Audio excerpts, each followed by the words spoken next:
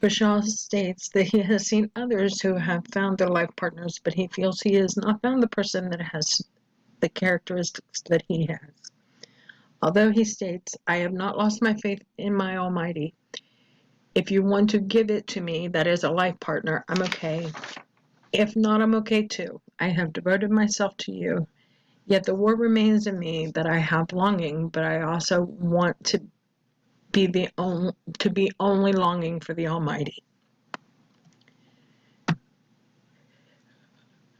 He states that he has no need of any other religions or practices, as he states he is quite pleased with Hinduism. Besides, all other religions stem from Hinduism anyways. Vishal states that his beliefs impact him by first recognizing that we are not the body, but a soul, and that soul is eternal.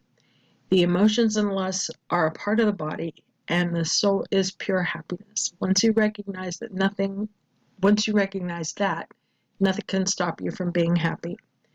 When the mind is wholly controlled, the body will certainly be brought under control. He went on to say that he has been told, in regards to his religious beliefs during the death process, he's been told that many swamis come to take the souls of those who are dying. When a person is close to death, the family calls the swami, schedules a time for him to come for a visit, and at that time he receives the soul and the person dies. He does not come physically, but the person, and quite often the family, sees him as if he were in person. Even if death occurs by way of an accident, Rochelle stated that everything happens by wish and will of God. However God decides you are going to leave the body, that is how you will leave. Rochelle described an incident that occurred a few years back. He had a friend that was traveling with his wife and children, her brother, his family, and their parents. All of them died in a car accident except for his friend and his nephew. When he went to visit the friend, he stated he was very troubled. Rochelle was very troubled by the incident, but his friend was very calm. He asked his friend how he could be so calm at this terrible time, and his friend told him that he trusted in his beliefs and trusted in God, and that their souls have reached their destination with God, and he is at peace with that. Rochelle was very inspired by his friend and aspires to be like him. Rochelle relates that there is not reason, only knowing, believing in what you have been taught and have come to understand as the truth. If there is lack of belief, then there is no religion. For Vishal, there are no next steps in his religious journey. It is merely living a life devoted to God and studying the scriptures and becoming a better person. There are no next steps. There is no furtherance. For him to go any further would mean he would become a guru, and he is not intending to do that. So he has essentially reached his pinnacle. Rochelle shares he would want social workers. Well, when I asked him to reflect on what having been asked these questions has meant to him, he stated that it had given him an opportunity to review how he believes and to become even more devoted to God in recounting his stories, and his understanding of his religion had only further deepened his love and devotion to God.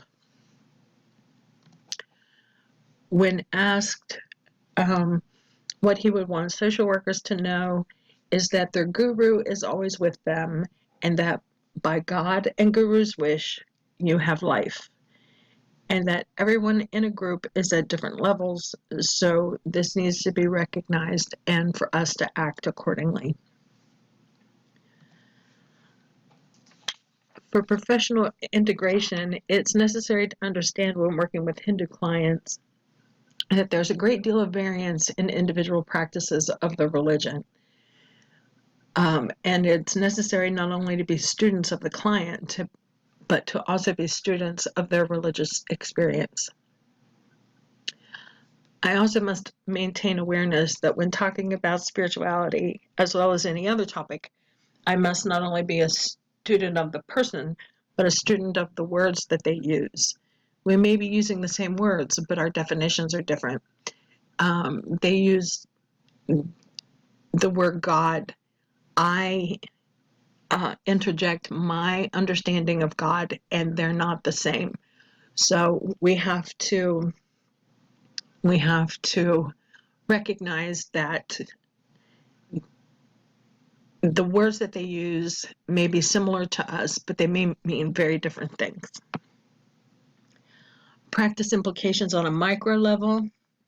Again, to be aware that there's a great deal of variance in individual practice. Regardless, it is not how they practice the religion that matters, it is its importance to them that matters. Of note, in Hinduism, there are many words used in someone's name where we have a first name, a middle name, and a last name, or hyphenated names or whatever. Last name, Hindus, particularly gods, gurus, sacred texts, all have many names that are used interchangeably, which can cause a great deal of confusion for someone who isn't aware. So it would be necessary to ask a lot of questions, to ask for clarification, to ask if you understand something correctly, to always be asking for clarity. Practice implications on a meso level. It's important to understand that for Hindus, how they practice is incredibly personal, and this is often difficult for those of other religions to understand, particularly if their religion has a fundamental aspect to it. With the amount of variance within the Hindu religion, it's important to remember to keep an open mind on how these differences in practice affect the group that you're working with, be that a group therapy session, be that a family group, be that a working space, a practice, or if there's a doctor or whatever, his practice, whatever group, all of that needs to be teased out. Also of note, on the meso level, Hindus are generally very tolerant people, and they're much likely to manage the differences of people's opinions more easily than others. Something to be aware of.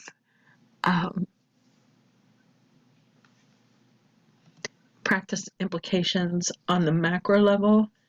Due to Hindu tolerance for differences, this may make it difficult for decisions to be made on a macro level.